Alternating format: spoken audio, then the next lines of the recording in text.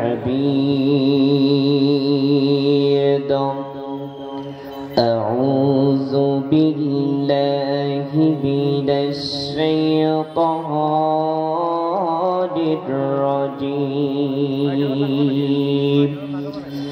بسم الله الرحمن الرحيم إن الله يأمركم أن تؤدوا الأمانات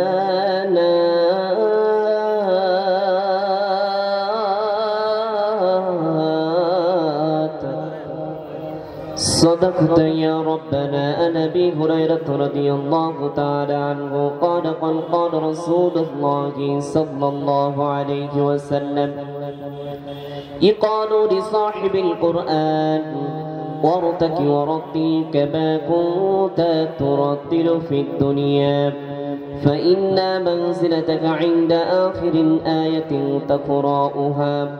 وقال تعالى في شأن حبيب مخبرا وآمرا إن الله وملائكته يصلون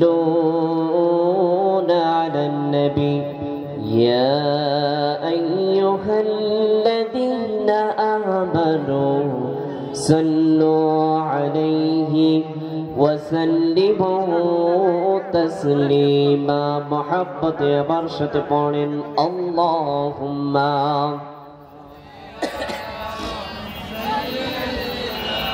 مولانا محمد وعلى آله سيدنا حبيبنا محمد. الحمد لله. সর্বপ্রথম লাখ কোটি শুকরিয়া যে মহান সেই রব্বে করিমের দরবারে শুকরিয়া আদায় করছি, সকলে বলছি আলহামদুলিল্লাহ। সম্মানিত ভাইরা আমার, আল্লাহর প্রশংসা আদায় করে আমাদের অন্তর ঠান্ডা হবে না, ঠিক কিনা বলেন? দীর্ঘ 15টি বছর জগদ্দল পাথর স্বৈরাচার লেডি ফেরাউন এদেশের মানুষের মুখের বাক স্বাধীনতা কেড়ে নিয়েছিল। বাংলাদেশের মুসলমান তাওহীদ জনতা আল্লাহর প্রশংসা আদায় করার ক্ষেত্রেও কৃপণতা প্রকাশ করত, ঠিক কিনা বলেন? রব্বুল আলামিন সেই জগদ্দল পাথর স্বৈরাচার লেডি ফেরাউনকে ফুটবলের মতো কিক মেরে বাংলার জমিন থেকে তাকে বিতাড়িত করেছে, ঠিক কিনা বলেন? বাংলাদেশের মুসলমান চেয়েছিল পদত্যাগ। আল্লাহ বলে, বান্দারে তোদের উপরে কি জুলুম হয়েছে তোরা ভুলে গেলেও আমি আল্লাহ ভুলি নাই। সুবহানাল্লাহ বলেন। তোদের উপরে কি জুলুম হয়েছে তোরা ভুলে মার দরবারেতে হাজার শুকরিয়া স্বৈরাচার পালাইছে দেশটা ছাড়িয়া, ঠিক কিনা বলেন?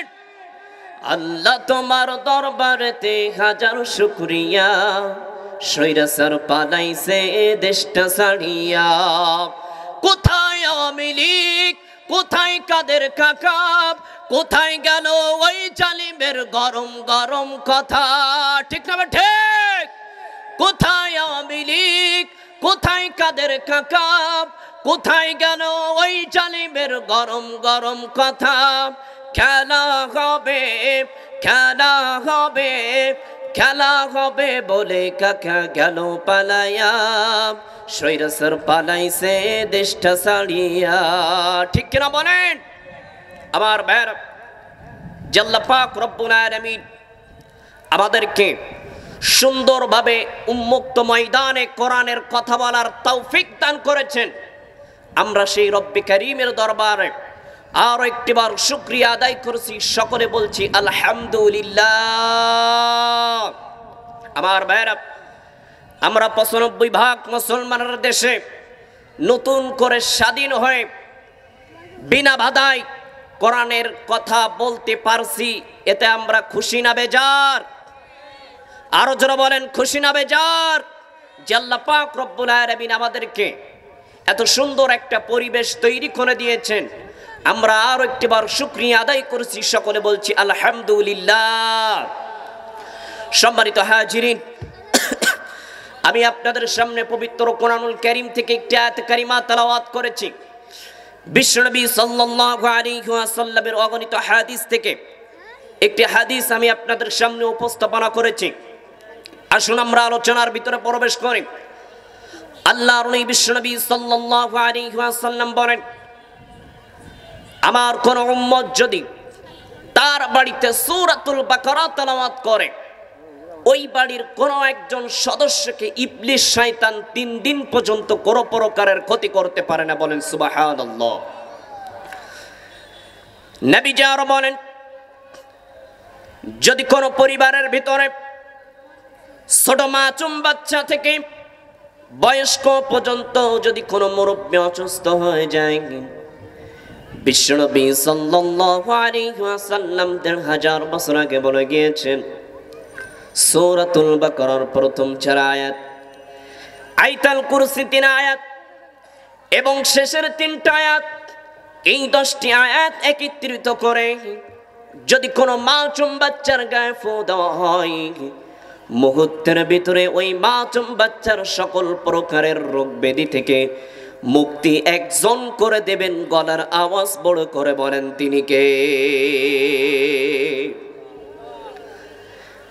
আল্লাহর নবীর একজন সাহাবী, নাম তার উসাইদ ইবনে হুসাইর রাদিয়াল্লাহু তাআলা আনহু। আল্লাহর নবীর সাহাবী উসাইদ ইবনে হুসাইর রাদিয়াল্লাহু তাআলা আনহু একদিন ইশারার নামাজের পড়ে তার বাড়ির খোলা আঙিনায় বসে সূরাতুল বাকারা তেলাওয়াত করতেছে। হযরত উসাইদ ইবনে হুসাইর রাদিয়াল্লাহু তাআলা আনহু সে যখন সূরাতুল বাকারা তেলাওয়াত করে, তার দুধের মাসুম বাচ্চাটা পাশে শোয়ানো, একটা রশি দিয়ে একটা খুঁটির গায়ে তার গাবিটা বাঁধা। উসাইদ ইবনে হুসাইর রাদিয়াল্লাহু তাআলা আনহু সে যখন সূরাতুল বাকারা তেলাওয়াত করে, তার ঘোড়াটা আকাশের দিকে 2 পা উঠায় লাফায়। উসাইদ ইবনে হুসাইর রাদিয়াল্লাহু তাআলা আনহু লক্ষ্য করলেন, সে যখন তেলাওয়াত বন্ধ করে দিলেন, তার ঘোড়াটা আবার স্বাভাবিক হয়ে গেল। উসাইদ ইবনে হুসাইর রাদিয়াল্লাহু তাআলা আনহু আবার তেলাওয়াত শুরু করে দিলেন, তার ঘোড়াটা আকাশের দিকে 2 পা উঠায় লাফায়। এভাবে করে 3 বার তেলাওয়াত করলেন, তার ঘোড়াটা আকাশের দিকে 2 পা উঠায় লাফায়। 3 বার তেলাওয়াত বন্ধ করে দিলেন, তার ঘোড়াটা স্বাভাবিক হয়ে গেল। উসাইদ ইবনে হুসাইর রাদিয়াল্লাহু তাআলা আনহু তার দুধের মাসুম বাচ্চার কথা চিন্তা করেন, তিনি আর তেলাওয়াত না করে রুমের ভিতরে প্রবেশ করবেন। রুমের ভিতরে সে যখন প্রবেশ করবে, চার চোখে একটা চোখ ধাঁধানো আলো লেগে গেল। উসাইদ ইবনে হুসাইর রাদিয়াল্লাহু তাআলা আনহু রুমের ভিতরে গিয়ে ঘুমিয়ে পড়লেন। পরের দিন ফজরের সময় মসজিদুন নববীতে যখন ফজরের আজান হলো, ফজরের আজানের শব্দ যখন তার কর্ণকুহরের ভিতরে প্রবেশ করলো, উসাইদ ইবনে হুসাইর রাদিয়াল্লাহু তাআলা আনহু আর ঘুমিয়ে থাকলেন না, চলে গেলেন ফজরের নামাজ আদায়ের জন্য মসজিদুন নববীতে। নামাজ শেষ হয়ে গেল, আল্লাহর নবী বিশ্বনবী সাল্লাল্লাহু আলাইহি ওয়াসাল্লাম নামাজের জায়গায় বসে তাসবিহ গুনতেছেন। উসাইদ ইবনে হুসাইর আল্লাহর নবীর কাছে গিয়ে বললেন, ইয়া রাসূলুল্লাহ, ইয়া হাবিবাল্লাহ, গত রাতে আমার বাড়ির খোলা আঙিনায় বসে ইয়া রাসূলুল্লাহ আমি সূরাতুল বাকারা তেলাওয়াত করতেছিলাম। ও নবী, আমি যখন সূরাতুল বাকারা তেলাওয়াত করি, আমার ঘোড়াটা আকাশের দিকে 2 পা উঠায় লাফায়। ইয়া রাসূলুল্লাহ, আমি 3 বার তেলাওয়াত করি, আমার ঘোড়াটা আকাশের দিকে 2 পা উঠায় লাফায়। ইয়া রাসূলুল্লাহ, আমি 3 বার তেলাওয়াত বন্ধ করে দিই, আমার ঘোড়াটা স্বাভাবিক হয়ে যায়। ওগো নবী, এর কারণ কি আমি জানতে চাই। আল্লাহর নবী বিশ্ব নবী সাল্লাল্লাহু আলাইহি ওয়াসাল্লাম বললেন, ও উসাইদ ইবনে হুসাইর, তুমি যখন গত রাতে সূরাতুল বাকারা তেলাওয়াত করতেছিলে, তোমার তেলাওয়াত শোনার জন্য আকাশের 1 সেক নূরের গগনমালা ফেরেশতা তারা আসমান থেকে জমিনে নেমে এসেছিল। শুধু তাই নয়, ও উসাইদ ইবনে হুসাইর, তুমি যদি তেলাওয়াত বন্ধ না করে দিয়ে সারাটা রাত সূরাতুল বাকারা তেলাওয়াত করতে, ওই আকাশের একঝাঁক নূরের গগনমালা ফেরেশতারা তোমার বাড়ির স্থান ত্যাগ করতো না, তোমার বাড়ির আঙ্গিনা ত্যাগ করতো না। তুমি যদি সারাটা রাত সূরাতুল বাকারা তেলাওয়াত করতে, পরের দিন ফজরের সময় মসজিদুন নববীতে আবার যে সমস্ত সাহাবীগুলো ফজরের নামাজ আদায়ের জন্য মসজিদুন নববীতে হাজির হয়ে যেত, তারা ফজরের নামাজ শেষ করে বাড়িতে ফিরে যাওয়ার সময় ওই আকাশের একঝাঁক নূরের গগনমালা ফেরেশতাদেরকে দেখে তাদের চক্ষু আর অন্তর জোড়াইতো। বলেন সুবহানাল্লাহ। সম্মানিত ভাইরা আমার, আজকে আপনি আমি মুসলমান বলে দাবি করি, কিন্তু কোরআনের আমলগুলো বাস্তব জীবনে প্রতিষ্ঠিত করি না।